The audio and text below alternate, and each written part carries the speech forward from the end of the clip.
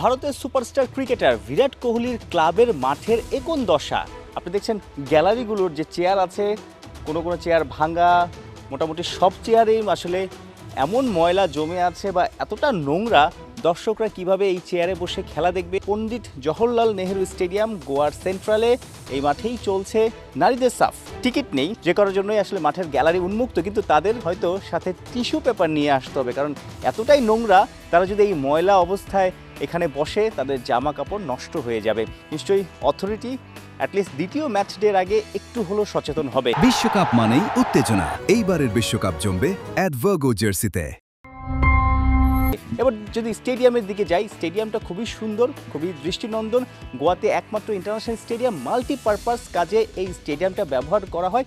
এখানেই তৃতীয় শিরোপার সন্ধানে নামবে বা সেই চেষ্টাতে নামবে বাংলাদেশের নারী ফুটবলাররা। এই স্টেডিয়ামটা গ্রাসি পিচ, গোয়া শহর তো সবার আকর্ষণের কেন্দ্রে থাকে। সেই শহরের মাঝখানে স্টেডিয়ামের আশপাশে উঁচু নিচু পাহাড়, দারুণ পরিবেশ, 20,000 দর্শক ধারণ ক্ষমতা। যদিও মেয়েদের ফুটবলে একটু দর্শক কমই হয়। স্টেডিয়ামটা সুন্দর, কিন্তু গ্যালারিটা আসলে সেইভাবে পরিষ্কার পরিচ্ছন্ন রাখছে না গোয়ার যে ফুটবল অথরিটি আছে তারা।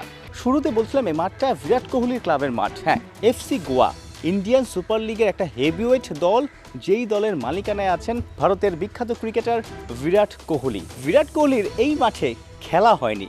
হ্যাঁ, গোয়ার এই স্টেডিয়ামটা মাল্টিপারপাস কাজে ব্যবহার হয়। একটা সময় এই মাঠে ক্রিকেট ম্যাচও হতো, ইন্টারন্যাশনাল ম্যাচও হয়েছে। এই মাঠের সাথে বাংলাদেশের ঢাকার যে ন্যাশনাল স্টেডিয়াম, সেটার সাথে মিল খুঁজে পাওয়া যায়। সেখানেও একসময় ক্রিকেট হতো, এখন পুরোপুরি ফুটবল হয়, মাঝে মাঝে অ্যাথলেটিক্স হয়। এখানে ওয়ান ডে ইন্টারন্যাশনাল ম্যাচ 9টা ম্যাচ হয়েছে। এই মাঠে যুবরাজ সিং, ভিভিএস লাক্সম্যানের সেঞ্চুরি আছে, জহির খানের ফাইফার আছে। একটা সময় অস্ট্রেলিয়া, নিউজিল্যান্ড সহ অনেক দলই এখানে ওডিআই ম্যাচ খেলে গেছে ভারতের বিপক্ষে। তবে 2006-এর পর এটা পুরোপুরি ফুটবলের জন্যই ব্যবহার করা হচ্ছে। সেই ফুটবলের গ্রাউন্ডেই বাংলার বাঘিনীরা, ফুটবলের বাঘিনীরা ঝলক দেখাতে চায়, লাল সবুজ পতাকাটা সবার উপরে উড়াতে চায়। মালদ্বীপ, ভারত, এরপর সেমিফাইনাল, ফাইনাল, নেপাল, ভারত যারাই সামনে আসবে তাদেরকে টেক্কা দিয়ে পিটার বাটলারের দল, মারিয়া মান্ডার দল সেরা হতে চায়। সাইফুল রূপক, 71, গোয়া, ভারত।